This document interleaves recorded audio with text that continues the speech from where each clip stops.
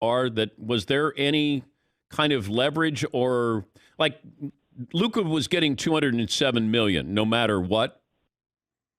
That's right, Dan. And what's different about Luka's Supermax off of his rookie extension that, you've seen other rookie extensions and you see the $207 million number or 202 last year or 195 based on where the salary cap is. He's the first player to sign this deal who's already fulfilled the requirements to get the Supermax. So you have to make All NBA or win MVP. I think it's All NBA, MVP, or maybe even Defensive Player of the Year. Any combination of those in 2 out of 3 years earns you that 30% of the cap, which takes you from essentially 175 to 207. So Luka's the first one to sign this deal having already been All-NBA twice. Other great young players, Tatum and Donovan Mitchell, Trae Young, they can earn that $200 million in their deal if they become All-NBA twice. Luka's the first one who's already done it at 22 years old twice before he signed the contract. Why did everybody jump on Mark Cuban's jet and go to Slovenia for the signing, including Jason Kidd? If it's a foregone conclusion, like, did they have to massage him a little bit, nurture him a little bit here? I think it's just a sign of respect of what he means to that organization, that they would come and do it collectively and, formally present it to him. There was going to be a press conference later today in Slovenia, but I think it's just because of who he is, what he means to the organization. We're not going to do anything but be buttoned up, come see you, present it, tell you what you mean to us, and have him sign the contract. I wonder, and as many people as you talk to, can the Mavs build a championship team around Luka? And if so, how do you do that? Well, that you certainly can build one around him. There's no question this is a future MVP in the league, probably multiple MVPs before he's done. Listen, I think the progress of Kristaps Porzingis and his health, I think mentally embracing that role alongside Luka, how this goes now with Jason Kidd, those are going to be really important factors. And they traded for Porzingis with the idea that this was going to be, a legit number 2 co-star. And health has played a lot of has been a lot of the factor of why he's not been as effective. They need him to get healthy, but certainly they need more. They're not there yet. They've been knocked out in the first round twice by the Clippers. But Luka's 22 years old, and we can look at the progression of other great players in the league. Giannis, the struggles he went through, finally winning it at 26, right, this year. Yeah. So it's not probably next year. It's not the year after. I think we see how these things evolve. It is rare that you're going to win a title with your best player at 22, 23, 24, even when it's someone of the talent of Luka Doncic. Are the Lakers done with moves?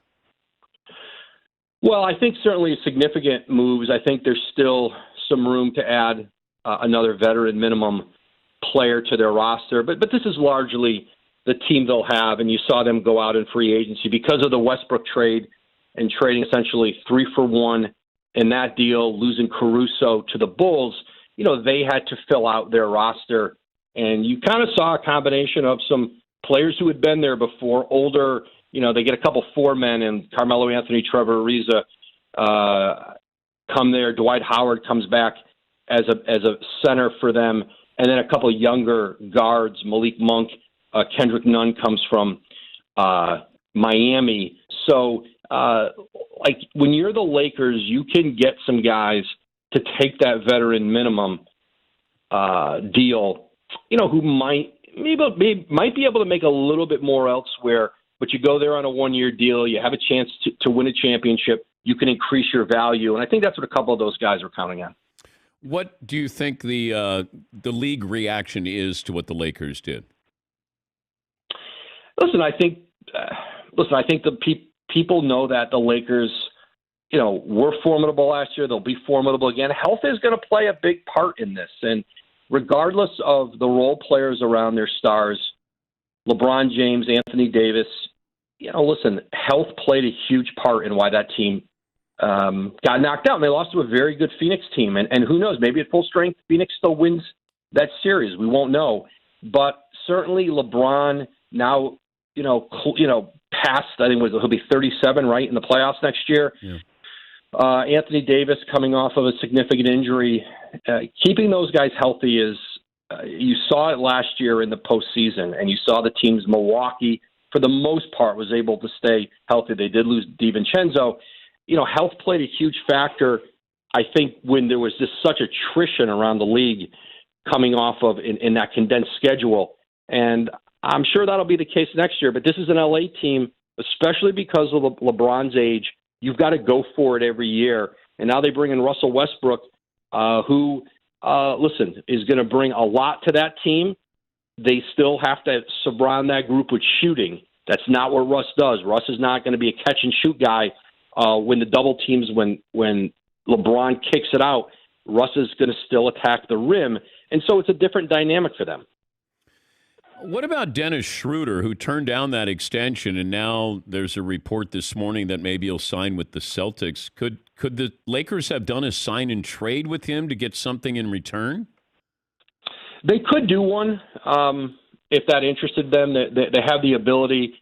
I've not sensed that's been something for them because remember, somebody else has to want to give up something of value, and I think teams. There's teams who can sign Schroeder, probably not certainly at the number that he could have had with the Lakers. But I haven't gotten the sense since free agency's really gotten rolling that there have been a lot of sign and trade scenarios. Again, if the Lakers are going to take somebody on and they're in the tax, and remember that player is going to cost them exponentially more because of the tax bill, you've got to think that the guy whose contract is probably going to be 2 or 3 times what he makes on your tax bill, is that worth taking on? And again, teams I don't think they feel like they've got to give up something of great quality to bring in Dennis Schroeder now. They can sign him if they have their mid-level exception, that taxpayer mid-level, which is around $6 million. They can sign him to that.